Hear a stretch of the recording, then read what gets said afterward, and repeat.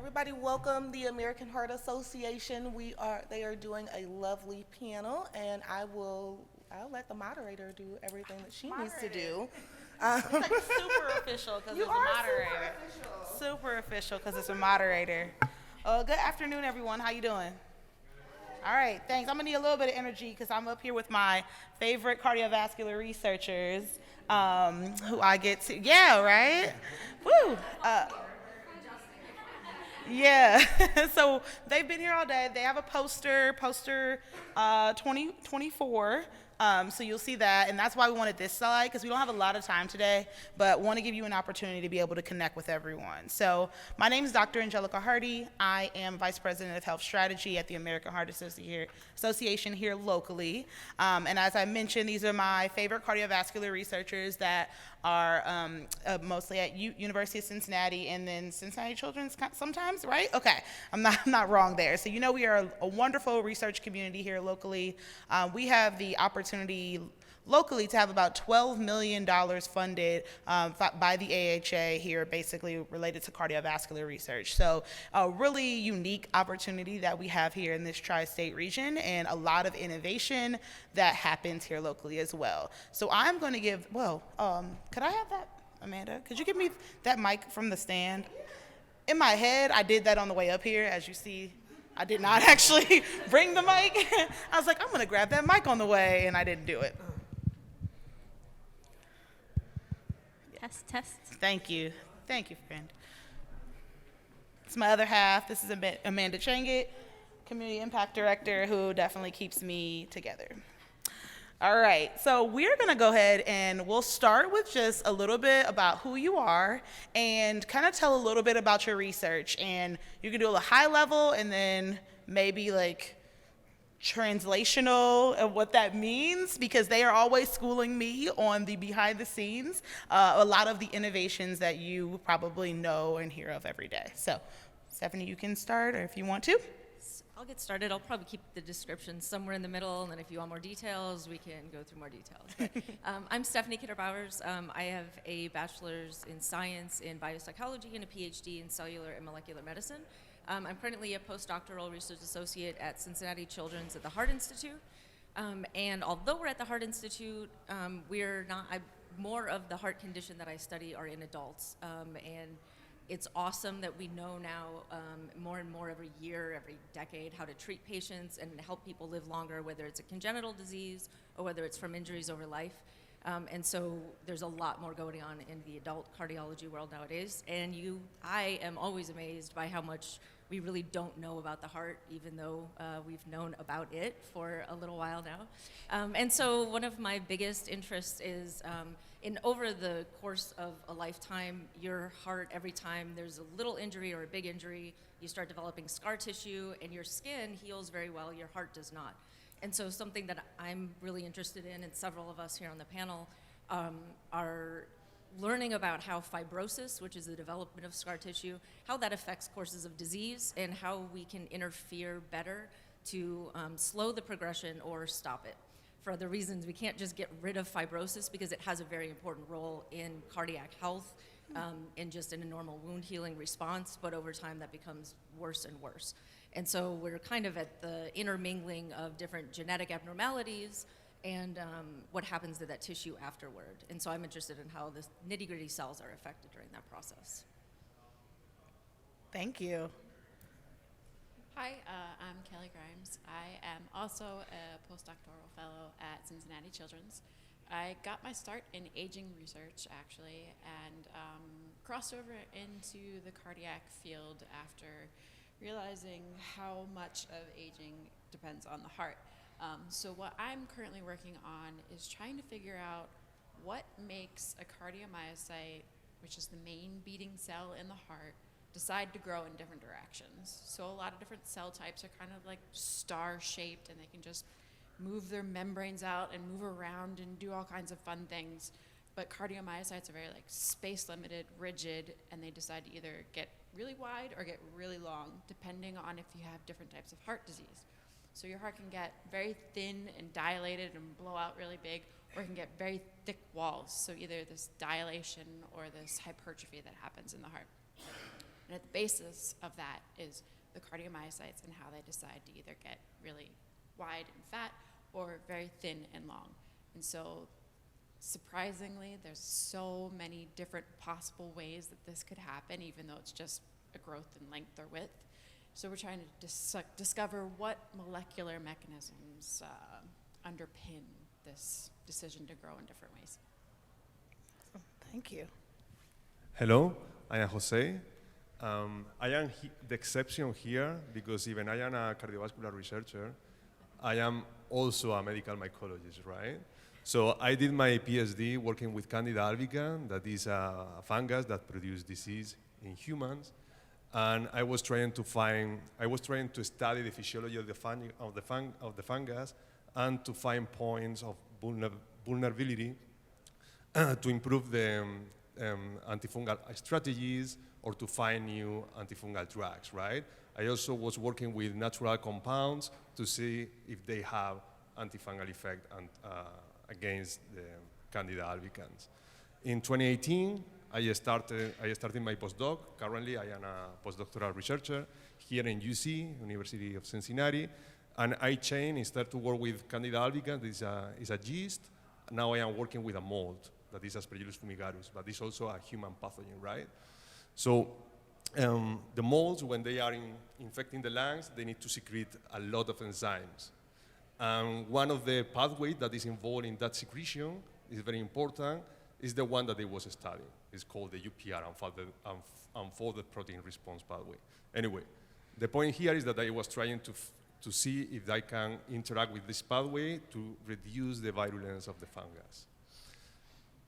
But this year, at the beginning of this year, I decided to join a cardiovascular group where they are trying to study how the host that is infected with the fungus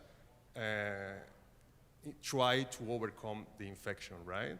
And for that, I am studying a specific cell type that are fibroblasts. The fibroblasts produce fibrosis, but they have also immunomodulatory activity. They regulate the immune system, right?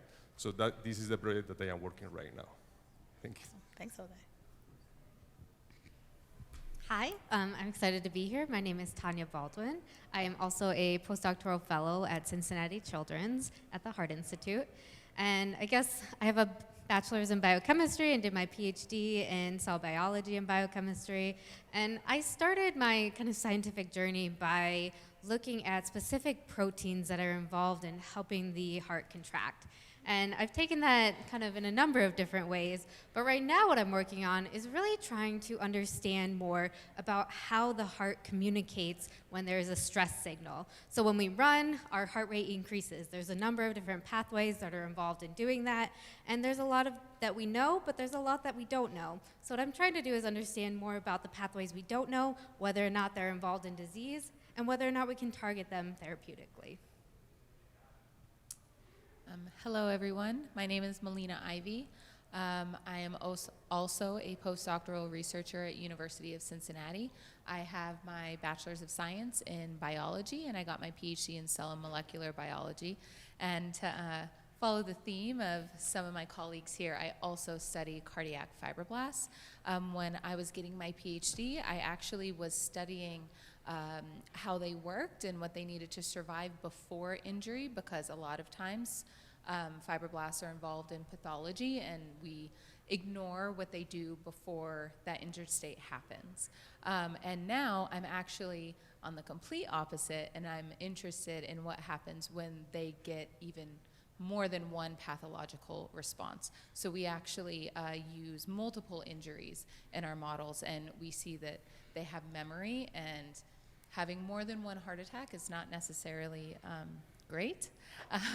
And just kind of figuring out what their biology is, so then we can, eventually develop therapeutics to control that hyperactive response. Wow, right? Like, look at all the, right? I told you, I wasn't lying. These are like awesome people, right? And the future of our healthcare and the, the therapies that they are working on right now will help us in our community for years and years to come. So I really do want to elaborate on that. Malina, you just mentioned kind of, what if you have multiple heart attacks?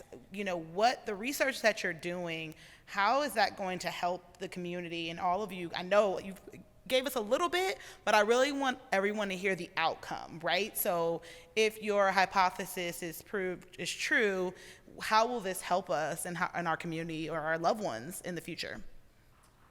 Me first. Yeah, you can go first. No, so what I'm studying specifically, we actually couldn't do until we have more recent technology where we can actually trace the cells that were previously activated during injury, and then we allow hearts to heal.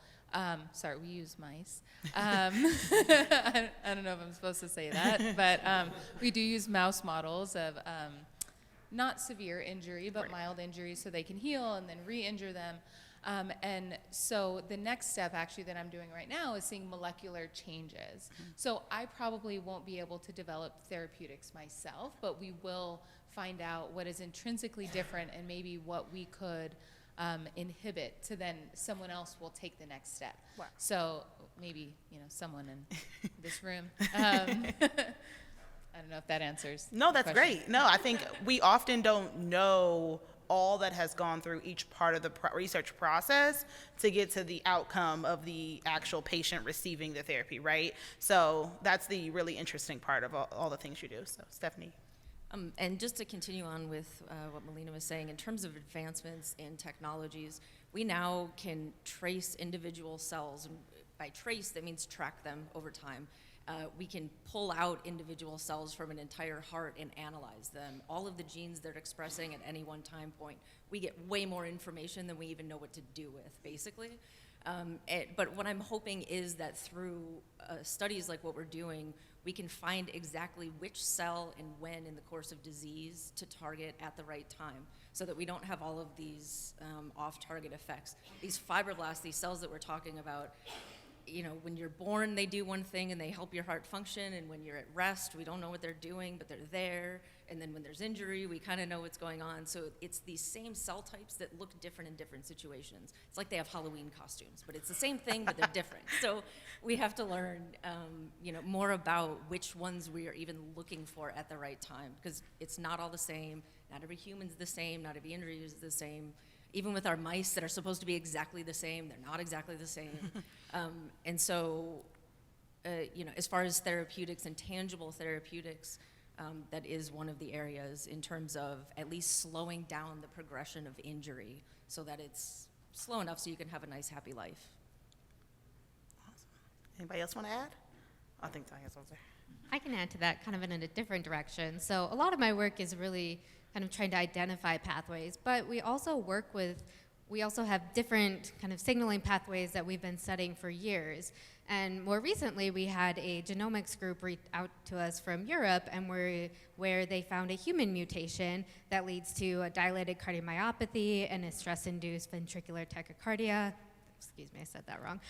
But what we're doing is working with them, and we've developed a mouse model to look at this mutation and see if we can really understand what's happening at the molecular level to cause this phenotype. So there's a lot of different ways that we can not only understand the cells, but we can also try and model what's happening in humans as well and see if we can figure out therapies to help them.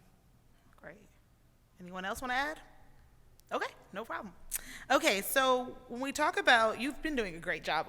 This is great. I don't know all the things you're talking about all the time, but you do a really good job of breaking it down so then we can understand. Talk to us more about kind of that translational aspect of the research that you do. How does everyone in this audience go back and tell their friends and family all the amazing things they heard from you today? How difficult is that? How do you do that in your everyday work? And how does that, we know it leads to the great advancements, but talk us a little about the translational aspect of your research. So I'll use this opportunity to plug and thank the American Heart Association because, but truly because they have given us a lot of opportunities to talk to non-scientists. And when we're training as scientists, we don't really get that exposure all the time. And so even just having an opportunity to talk to people who may not know about heart disease or may not even know what they're feeling or what they should suggest or tell their loved one, the fact that we're even out here at all and getting practice doing it so that we can do it for our loved ones and friends is awesome. So, and something that we are striving to do in general is communicate more and connect the dots. The people are the dots. So we need to connect to each other more. Having said that, it is one of the hardest things to do to translate things. And a lot of people, even when they need advice, we can't just go walking around saying, hey, if this is how you're feeling, you should do this, you should do this, you should do this. We're not medical doctors or anything. But at the same time, I really wish that people would come and ask me questions when they did have one, when they go to their doctor and they don't really understand exactly what's said, or when there's a pandemic and we have a vaccine that's coming out and you don't know how it works, come talk to us as scientists. And so we do try to incorporate a little more of this training of, even when we talk to each other, setting things up, saying things in only 2 minutes, even though it should take you 30 minutes to say it. All of those things help us with trying to reach out to the community. So I guess maybe a take-home message is that, not to be cliche, but this is what scientists look like. We don't just like get cobbled up in the corner of our lab, even though sometimes that's really what we want to do. We are some of us have weird social awkward, tendencies, but we're really normal people and we like to talk about things. And so the more you ask, if you don't get the right scientist, find another scientist. Yeah. So that's the take-home message is to talk to people, and most of us really do want to engage outside of the lab. Anyone want to add to that? That was good. I was thinking the exact same thing. I mean, the majority of us are just nerds. We just want to follow like an idea and just figure things out. But we all are nerds, right? Like, we all nerd out about something, right? Everybody's got their own thing. Right. We're proteins and cells. But I mean, in all honesty, like if you think about whatever your favorite thing is, sports, whatever, you love talking about it. We love talking about it too. We want to help people maybe make better decisions, even though we're not medical doctors. We still know some of this stuff. So we love to be able to communicate these things with people, and it helps us to refine our own ideas, actually, because a lot of the times, because we can be so nerdy about stuff, we get it in our own heads and don't necessarily know how our ideas translate back to the community. And so, again, with the AHA, we've gotten all these awesome opportunities to be able to talk to people who are out of left field, come up with these cool questions, and it makes us rethink what we study. So, yeah, opportunities like this are awesome. Awesome. I think Malina wanted. I just wanted to add that if you ask a scientist about something or about their work and they're using big words or whatever, just stop them and ask them. I think we have a lot of government-funded research, like taxpayer dollars are helping to support what we do, and I think it's part of our job to express what we do to the community, but sometimes we're not good at it. And so if you're ever talking to someone and you don't quite get what they're saying, ask them to rephrase it. Don't be afraid.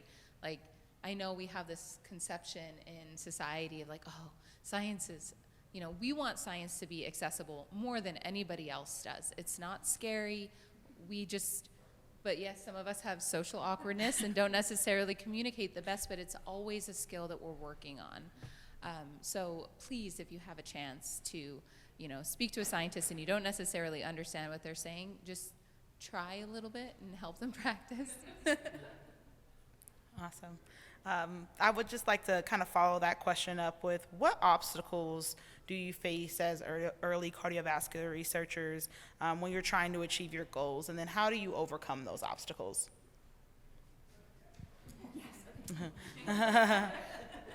I think that we are used to talk between us, between the scientists, so we always use a very technical language, right? Like a language, we are used to that speech, elevator speech, right, is the terminology, to say what you do in 3 minutes, right? And that works for us because we know the technical vocabulary that we are using, right? But when I am talking to my father about that, and I use those 3 minutes to explain my job, my father is like, sure, no? So I think that is very difficult for us, I mean, at least for me, to find a different way to say the same thing in a way that a person that is not related with my job or my field can understand what I say. So I think that that is the main problem right now. I would like to find, or I am working to find a way to communicate my science to everyone, so everyone can understand that. I think that that is super important. Jose, you bring up a great point. I'm going to interject. My family, I've been in public health my entire career. They didn't know what public health was until COVID hit. So that was really assuring. They were like, oh my gosh, Angelica, I totally know what you do now. And I'm like, you were at every graduation. Like, no, just over everyone's heads until it was on mainstream TV, right? So that was great. Anybody else? Most recently, this is just to be quick. Most recently, something that's really, really hard is all of the misinformation and everybody who thinks they're an expert and they're not. That actually, it's exhausting and it makes me want to just curl up and hide even more and not go out there. So that's actually a challenge for me to learn how to be patient when there are things that I know aren't true, that people don't know aren't true. And most of the time, I'm not talking about the people who are creating the misinformation, I'm talking about the victims of the misinformation. So that's a new challenge, I guess, in my life that I didn't know that I would say maybe some advice to that is really focus on who's the information coming from, right? I know one thing that I often do is even when I hear things on the news, and they come in, they say, this causes X, Y, and Z. And then you actually look for the source of the study and the sample size and the actual outcomes and how they're written in the article, peer-reviewed journal, in comparison to what is actually put out on the news. So this wasn't a shot at the media. It's just that interpretation and that language that we're talking about can be difficult to understand, and sometimes it doesn't come across the way that it's actually intended. Just a very, very recent, there's just 2 weeks ago, some article came out talking about the highest cause of death from 20 to 49-year-olds was alcoholism. But then the title of and I had seen the actual publication, and then 2 days later, my husband was like, oh yeah, I saw this thing on Twitter. And I'm like, no, and they changed one word to say that the leading cause of death was alcohol for all of these people. I don't know, whatever. It was just one little word that was switched, and I can't even remember because it was so stupid. But but it's amazing that one little teeny tone of something really does change an entire perspective of it. So. Can I add one more? And I'm taking another article I just saw was about sleep, and American Heart Association just listed sleep and the importance of sleep to our life's essential 8, things that are important to improve our cardiovascular health. And there has been so much sleep health and so much sleep research that has happened recently. And the study actually stated about how it's more important to get 8 hours of consecutive sleep instead of taking naps. When I saw it on Twitter, it said, taking a nap will kill you. And I don't know if anyone else saw that. I kid you not. So that's why this is so important, because and then I'm like, my friends are sharing it with me, and I'm just like, no, that's not what it said. It's better to get 8 hours of sleep at night than to take a nap. So that's the goal here, get better, restful, continuous sleep, not napping will kill you. So it just makes me think. Yeah, that's true.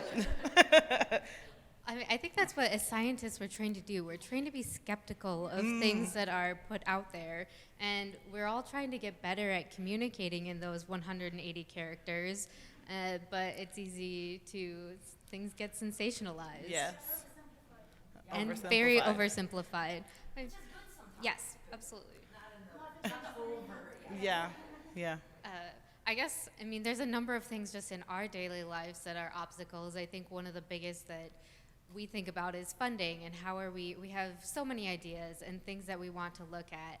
How do we fund that and make sure we can do that in a way that what we study is translational to or beneficial to the large overall body of work? And I think the AHA is one of the really fantastic things about doing heart research is that we have an advocate like the AHA to support us and help get some of that funding that really can transform our work. Yes, funding research is hard, y'all. So in a lot of our cardiovascular researchers go on to they talked about the government funding. So often AHA is one of the first funders of early cardiovascular researchers, and they go on to get NIH and big grant funds that are able to then bring more early cardiovascular But we couldn't researchers. do that without the initial Thank funding. you. So. Thank you. I wish it was me, but I just work here. I'm not giving away the dollars. But okay, last question, and then if anyone has any questions in the audience, what advances in healthcare do you think will help connect the dots more to improve health outcomes and reduce disparities? So what advances in healthcare? What's your next big thing? What are you geeking out on, nerding out on, that you think will be the next thing to improve healthcare? I guess I don't know if I have a huge technological thing. It doesn't have to but be what that. I think about is just improving communication between the community, physicians, and researchers. Really kind of closing those gaps, because we at the bench can look at so many things all day long, but if we don't understand what's really affecting the population and how the drugs you take are causing side effects, or how we can improve those drugs to have them cause fewer side effects, or really getting into precision medicine, if we don't know that, it's not something that we can start to work on. So really improving communication is, I think, one of the biggest advancements we can continue to do. And it's getting better. People are talking more and more, and things like this are great to encourage that. I'd like to echo the same thing, and getting back to the problem of misinformation. Part of that is on us scientists. We're not that great at communicating our results, which leaves it up to news organizations and Twitter to sensationalize things to get a click. Whereas if we were out here talking a little bit better, and frankly, if we were trained a little bit better in some of this right from the get-go, we'd be able to tell people, hey, sleeping 8 hours is great.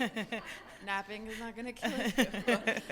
and other things, along with, you know, COVID and just general health concerns, and, you know, even the nitty-gritty molecular science that we do. You know, there are takeaway lessons from those type of things. So yeah, it's on us as a community to be a little bit better about getting out there and talking about these things. But it's hard for sure, but I think with the newer generations of people coming through, we all see that there's different ways to do science compared to some of the older ways. So I'm hopeful for more communication coming through. Awesome. Okay, well, how much time do I have? Can I ask audience questions, or I don't have any time? Am I done, or am I don't know. 20? I left my phone up there. Oh, 3:15. I don't know what time I started. So when I asked you how much time I had, it meant nothing, because I did not know what time it was. I'm sorry. You guys are actually fine. Should I ask the audience question? Wrap it up. Okay, so there was a reason why I put all of their names and emails up there, because I knew our time was limited. So can you give us our panel a round of applause, please? These awesome researchers. Thank you. They also have a poster, another plug for their poster, 020224. So, yeah, you saw their faces, bug them, ask them more questions, and then quiz them on how to better communicate their research to the community. How about that? Thank you all. Have a great one.